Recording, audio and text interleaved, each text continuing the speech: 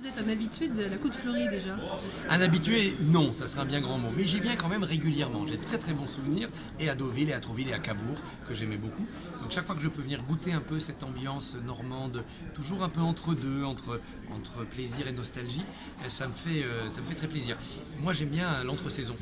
Octobre, novembre, j'adore ça, ou février, mars. Dès qu'il y a trop de soleil, je fuis. Trop de soleil et trop de monde. Je suis un montagnard, trop de soleil, trop de monde, ça me va pas.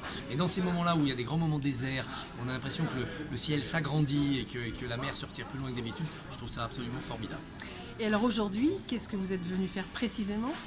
Je suis venu faire un point d'étape parce que avec Emmanuel Macron sont arrivées toute une série de révolutions. Ça a chamboulé le paysage politique, ça a chamboulé les méthodes. Et on voit bien qu'au bout d'un an et demi, certaines continuent, certaines sont abouties et d'autres sont complètement enrayées. Qu'est-ce qui se passe? Qu'est-ce qui s'est cassé ces dernières semaines dans la figure présidentielle, dans la méthode gouvernementale, peut-être dans les fondamentaux de ce que Macron veut faire? Quelle est sa part de responsabilité? Quelle est la part des imprévus entre Trump, le prix du pétrole, Salvini, Orban? Et je vais essayer de réfléchir sur ce bilan d'étape, 18 mois, c'est déjà un bon bout du quinquennat. Est-ce que c'est le moment de tirer un bilan? Non. Est-ce que c'est le moment de s'inquiéter un peu pour ce qui se passe? Oui, sans doute. Alors, vous savez comme nous qu'il était là il y a encore 3 jours à Honfleur et de sa balade sur la plage d'ici. Coup de com', la fatigue, oui il est fatigué, mais il n'est pas plus fatigué que les Français qui travaillent et qui voient que les vacances d'été sont loin derrière et que Noël c'est pas encore là. Donc non, là on était dans la communication parce que le président avait beau essayer de changer son style, il apparaissait quand même toujours comme un peu arrogant, un peu suffisant. Donc là d'un seul coup il devient comme nous, une sorte d'humain.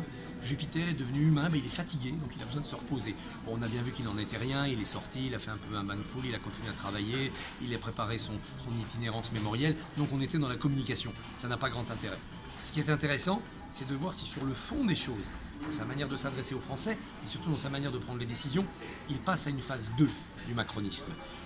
Qu'il reste déterminé à suivre son cap et à faire ses réformes, c'est normal. Il a été élu sur un programme, certaines choses deviennent obsolètes à cause de l'évolution de l'actualité, d'autres restent valables. Il a raison de ne pas dire je fais demi-tour.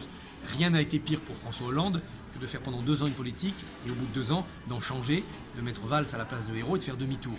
C'est pas corriger les erreurs qu'on a faites, c'est ajouter des erreurs à d'autres erreurs. Et donc il a raison, Macron, de rester avec son cap. En revanche, il faut l'expliquer mieux, il faut le suivre différemment, peut-être changer de pédale d'accélérateur, peut-être faire plus attention. Et c'est ça qui va se jouer dans les semaines qui viennent, avec des débats fondamentaux quand même, parce que assurance chômage, retraite, c'est quand même des débats extrêmement importants. Ça n'est pas économique, mais le débat sur la PMA qui va enflammer le pays, on va voir comment il le gère.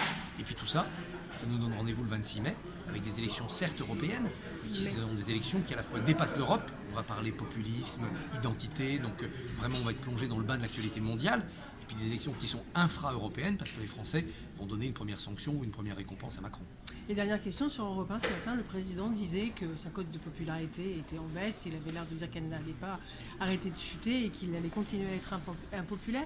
Est-ce que vous croyez qu'il est totalement hermétique à ce désamour des Français? Je ne pense pas qu'il soit hermétique au désamour des Français, parce que d'abord, ça ne fait pas plaisir. Ensuite, il en cherche les causes. Pourquoi un tel décrochage? Notamment dans des catégories qui lui sont restées favorables longtemps, les jeunes. Maintenant, son cœur d'électorat, un tiers des électeurs Macron du premier tour sont déçus. Ils ne sont pas encore dans l'opposition, mais ils sont déçus. Donc ça doit le préoccuper. En revanche, quand on regarde ses prédécesseurs, Sarkozy et Hollande ont pris le toboggan des sondages, il ne s'est jamais arrêté. Mais Chirac, Mitterrand ont montré qu'il pouvait y avoir des phases de rémission, de rebond. Macron lui-même a eu une première chute avec les APL à l'été 2017, puis il est remonté, puis il retombe. Donc je comprends que le président ne s'arrête pas au sondage. En fait, le véritable sondage pour lui, ça sera le premier tour de l'élection présidentielle de 2022. Il va se représenter, forcément. Est-ce qu'il est face à Le Pen ou Mélenchon, quasiment sûr d'être réélu? Ou est-ce qu'il est face à une droite reconstruite ou une gauche reconstituée? Ça sera ça le juge de paix. Sarkozy a eu la crise, Hollande a eu les attentats, Macron pour l'instant n'a pas eu d'événements majeurs contre lesquels il a fallu réagir ou lutter. Est-ce que vous pensez qu'il a besoin d'un gros clash pour montrer vraiment sa dimension? Je ne pense pas que Macron ait besoin d'un événement tragique, brutal pour montrer sa dimension. En revanche, contrairement aux autres, Sarkozy et Hollande, s'il n'a pas d'événement brutal, il a un fond d'actualité mondiale entièrement hostile à ses idées. Le monde entier donne l'impression d'aller à rebours de ce que Macron professe. L'élection au Brésil, Trump, Poutine, Erdogan, la Corée du Nord, tout ce qui se passe dans ce monde donne l'impression d'aller vers un durcissement des opinions, des identités, c'est-à-dire un monde anti-macronien, si j'ose dire. Un monde ouvert, un monde tolérant.